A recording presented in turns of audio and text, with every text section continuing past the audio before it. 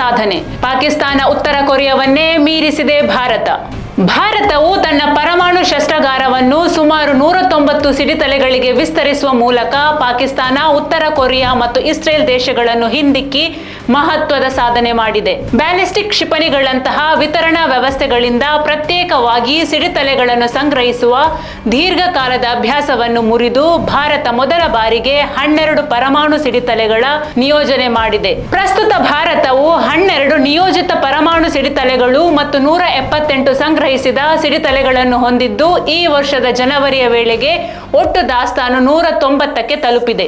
ಭಾರತದ ಶತ್ರು ರಾಷ್ಟ್ರ ಪಾಕಿಸ್ತಾನ 170 ಪರಮಾಣು ಸಿಡಿತಲೆಗಳನ್ನು ಹೊಂದಿದ್ದು, ಭಾರತ ಇತ್ತೀಚಿನ ವರ್ಷಗಳಲ್ಲಿ ತನ್ನ ಪರಮಾಣು ಸಾಮರ್ಥ್ಯವನ್ನು ವೃದ್ಧಿಸಿಕೊಳ್ಳುವ ಮೂಲಕ ಜಗತ್ತಿನ ಗಮನ ಸೆಳೆದಿದೆ. ಅಮೆರಿಕ ಮತ್ತು ರಷ್ಯಾ ದೇಶಗಳ ಬಳಿ ವಿಶಾಲ ಪರಮಾಣು ಶಸ್ತ್ರಾಸ್ತ್ರಗಳ ದಾಸ್ತಾನು ಇದೆ. ರಷ್ಯಾ ಸುಮಾರು 5420 ಪರಮಾಣು ಸಿಡಿತಲೆಗಳೊಂದಿಗೆ ಅತಿ ದೊಡ್ಡ ಪರಮಾಣು ದಾಸ್ತಾನು ಹೊಂದಿದ್ದು, ಅದರ ಮಿಲಿಟರಿ ದಾಸ್ತಾನು ಸುಮಾರು 4400 ಸಿಡಿತಲೆಗಳು ಎಂದು ಊಹಿಸಲಾಗಿದೆ. ಇದರ ನಡುವೆ ಭಾರತ ತನ್ನ ಪರಮಾಣು ಸಿಡಿತಲೆ ಸಂಗ್ರಹವನ್ನು ವೃದ್ಧಿಸಿಕೊಳ್ಳುವ ಮೂಲಕ ಪಾಕಿಸ್ತಾನಕ್ಕೆ ನೇರ ಎಚ್ಚರಿಕೆ ನೀಡಿದೆ.